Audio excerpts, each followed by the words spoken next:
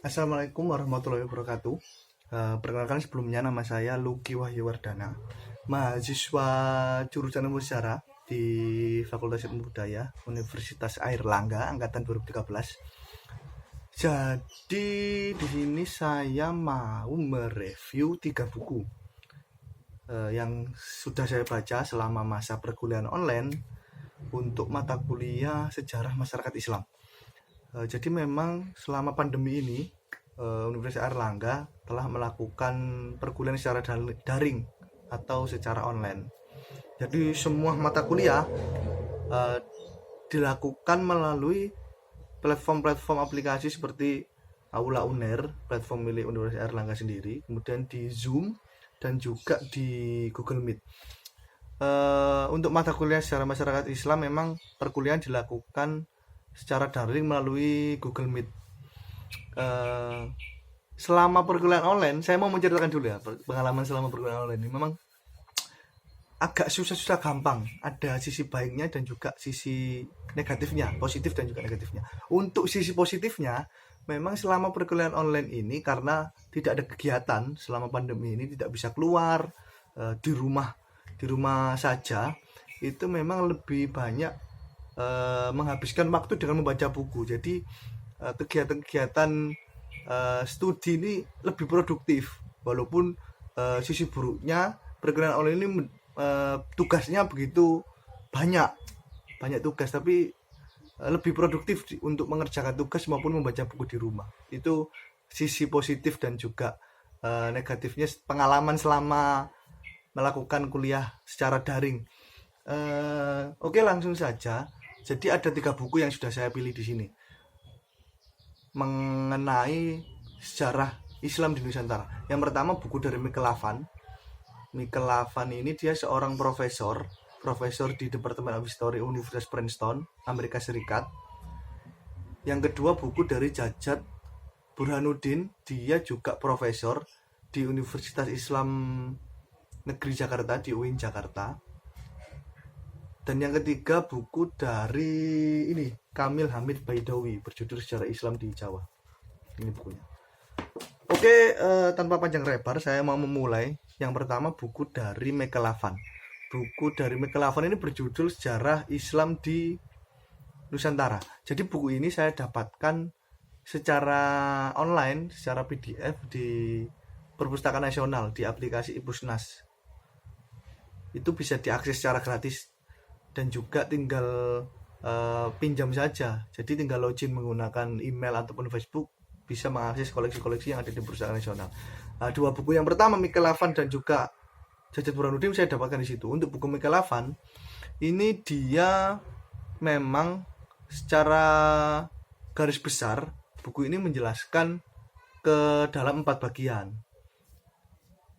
Di bagian pertama dia menjelaskan tentang masuknya Islam di Nusantara melalui jalur perdagangan, melalui jalur perniagaan dari orang-orang Tionghoa orang-orang Timur Tengah yang melakukan kerjasama dengan orang-orang Tionghoa yang mau tidak mau mereka melewati jalur perdagangan Malaka, perdagangan Nusantara, yang kemudian melahirkan kesalahan-kesalahan Islam yang berada di pesisir-pesisir pulau sebelah utara Pulau Sumatera. Itu di bagian pertama buku Michael Lavan.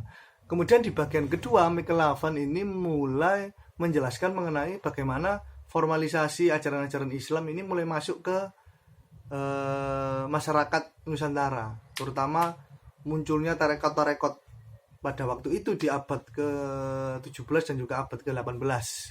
Di awal abad ke-17 hingga abad ke-18 ini muncul tarekat-tarekat yang berkembang di masyarakat Nusantara. Di bagian ketiga dan bagian keempat, Michael Lavan banyak menjelaskan mengenai bagaimana pemerintah kolonial Belanda ini atau bagaimana dinamika masyarakat Islam selama pemerintahan masyarakat Belanda. Jadi memang ada tokoh yang terkenal yang sangat diekspos oleh Michael Lavan dalam bukunya, yaitu Snoek Hurgronje. Snoek Hurgronje ini memang dia salah seorang profesor dari Leiden yang banyak atau ditugaskan untuk studi mengenai bagaimana kehidupan masyarakat Islam di Nusantara, yang nantinya studi tersebut digunakan sebagai dasar untuk memberikan kebijakan terhadap masyarakat Islam di Nusantara pada waktu itu ya. Dan di bab ketiga ini yang menarik adalah dia membahas mengenai bagaimana kekuatan-kekuatan muslim ini banyak yang melakukan pemberontakan, terutama perang Padri dengan tokoh Imam Bonjol, kemudian Diponegoro di perang Jawa, dan juga membahas juga secara lokal yang ada di Gedangan, yaitu Hasan Mukmin. Jadi memang di bagian ketiga ini setelah Belanda muncul, banyak sekali tokoh-tokoh Islam yang mulai menjauh dari istana karena menganggap istana itu sangat kompromis dengan kebijakan-kebijakan Belanda. Jadi mereka memilih untuk memberontak kepada kekuatan-kekuatan asing yang ada di luar. Itu untuk buku Mekelafan. Buku yang kedua dari Jajat Burhanuddin berjudul Islam dan Dalam Bingkai Sejarah Nasional. Ini saya rasa versi lebih umum dari buku Mekelafan, karena Mekelafan sendiri bukunya memang agak berat untuk dibaca karena dia menggunakan naskah-naskah kuno yang sangat khusus atau sangat unik. Studi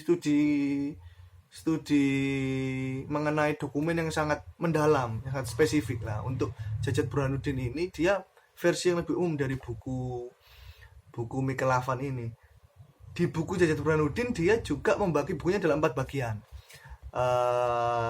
Bagian yang pertama menjelaskan mengenai bagaimana masuknya Islam di Nusantara. Dia memberi judul di bagian pertama dalam bukunya ini Negeri di Bawah Angin. Jadi memang bagaimana perdagangan atau perniagaan itu membawa orang-orang dari Timur Tengah datang ke Nusantara untuk memperkenalkan ajaran-ajaran Islam.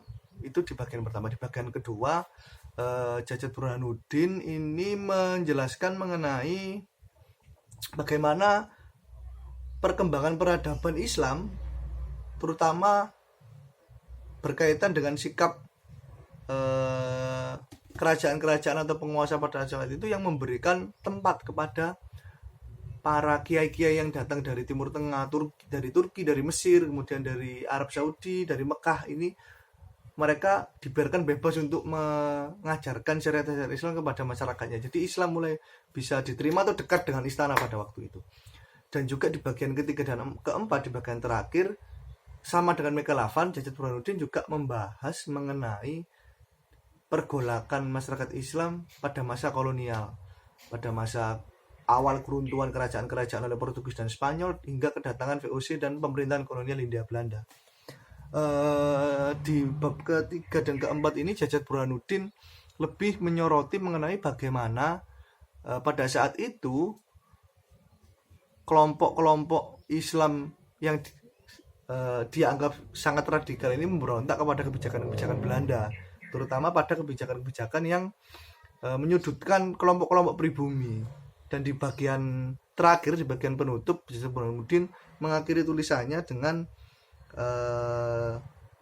kelahiran organisasi-organisasi Islam yang terformalisasi seperti Muhammadiyah, Nahdlatul Ulama, dan juga Syarikat Islam. Ini juga yang menarik yang dibahas di bukunya Jajat Burhanuddin. Jadi dia menuliskan bahwa Agus Salim, seorang pendiri Syarikat Islam, Syarikat Dagang Islam awalnya itu, dia itu salah satu murid dari Sunan Gurgrun yang disekolahkan ke luar negeri. Jadi dia diberikan kebijakan untuk bersekolah di luar negeri agar ketika dia kembali dia bisa menjadi alat dari pemerintah untuk mengkontrol masyarakat Islam, kelompok-kelompok Islam. Tapi yang dilakukan oleh Agus Salim ini justru sebaliknya. Dia malah melakukan pengorganisiran dari kelompok-kelompok Islam, karena pada waktu dia bersekolah di luar negeri dia banyak bertemu dengan aktivis-aktivis Islam yang ada di sana, seperti kelompok-kelompok pan-Islamis dari Turki dan juga Mesir. Itu yang kemudian mendorong Agus Salim untuk mendirikan organisasi yang justru melawan kelompok-kelompok Belanda. Itu yang cukup menarik dibahas di bab akhir buku Jajat Burhanuddin. Dan yang terakhir, buku ini Sejarah Islam di Jawa yang ditulis Kamil Hamid Baidawi. Ini termasuk buku baru yang kemarin baru saya beli waktu mampir ke toko buku. Kebetulan memang saya juga ingin review buku ini untuk tugas sejarah masyarakat Islam memang. Jadi saya sengaja membuku ini. Buku ini terbilang saya golongkan atau saya review di terakhir karena buku ini cocok untuk teman-teman yang sebelumnya atau tidak dari studi sejarah tapi ingin belajar mengenai sejarah Islam di Nusantara khususnya di Jawa, bisa membaca buku ini. Jadi penulis ini seorang mahasiswa lulusan UIN Banten yang memang banyak menulis isi-isi mengenai sejarah Islam dan juga kebudayaan Islam.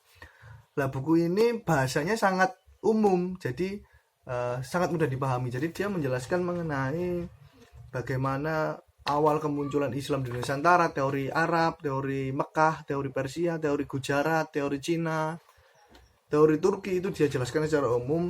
Kemudian bagaimana Wali Songo ini menggunakan metode-metode yang cukup khas dalam menyebarkan Islam sehingga banyak diterima oleh kalangan pribumi Jawa pada saat itu, seperti Maulana Makhlid Ibrahim atau Sunan Giri, kemudian Sunan Ampel, Sunan Gresik, Sunan Derajat, itu menyebarkan agama Islam dengan cara-cara yang cukup unik melalui pendekatan-pendekatan kebudayaan. Sunan Bonang yang menggunakan alat musik bernama bonang untuk menyebarkan syariat Islam. Dan dia juga menjelaskan mengenai bagaimana kepercayaan animisme dan dinamisme yang sebelumnya sudah ada di Nusantara ini kemudian melahirkan bagaimana Islam kejawen yang ada di Jawa. Itu yang cukup menarik di bab terakhir buku ini, di buku dari Kamil Hamid Baidowi ini. Jadi secara garis besar itu 3 buku yang sudah saya baca dan saya review di sini. Yang menarik adalah dari setiap buku itu ada satu benang merah yang menyambungkan bagaimana sejarah Islam di Nusantara. Jadi selalu sejarah Islam di Nusantara dalam 3 buku ini tidak terlepas dari peranan orang Tionghoa, terutama bagaimana pelaut-pelaut dari Tionghoa ini kemudian merekam kegiatan-kegiatan orang Islam yang ada yang waktu itu menguasai pesisir utara Pulau Jawa, kesultanan yang menjadi bandar-bandar niaga ini kemudian didokumentasikan dalam naskah-naskah kuno yang dimiliki oleh orang-orang Tionghoa. Jadi memang orang Tionghoa ini berperan sangat besar dalam memberikan dokumen-dokumen terhadap abad-abad penyebaran Islam pada waktu itu. Itu yang menarik dari atau benang merah dari 3 buku ini yang bisa saya tangkap. Secara garis umum itu yang bisa saya review. Jadi buku Michael Lavan berjudul Sejarah Islam Nusantara bisa diakses di iPusnas. Kemudian buku dari Jajat Burhanuddin juga bisa diakses di iPusnas. Ketika buku dari ini Kamil Hamid Baidowi ini bisa dibeli di Gramedia, harganya juga cukup murah, 65.000. Bahasanya umum untuk teman-teman yang bukan dari studi sejarah bisa membaca buku ini, sangat recommended buku ini. Itu yang bisa saya sampaikan. Kurang lebihnya mohon maaf. Assalamualaikum warahmatullahi wabarakatuh.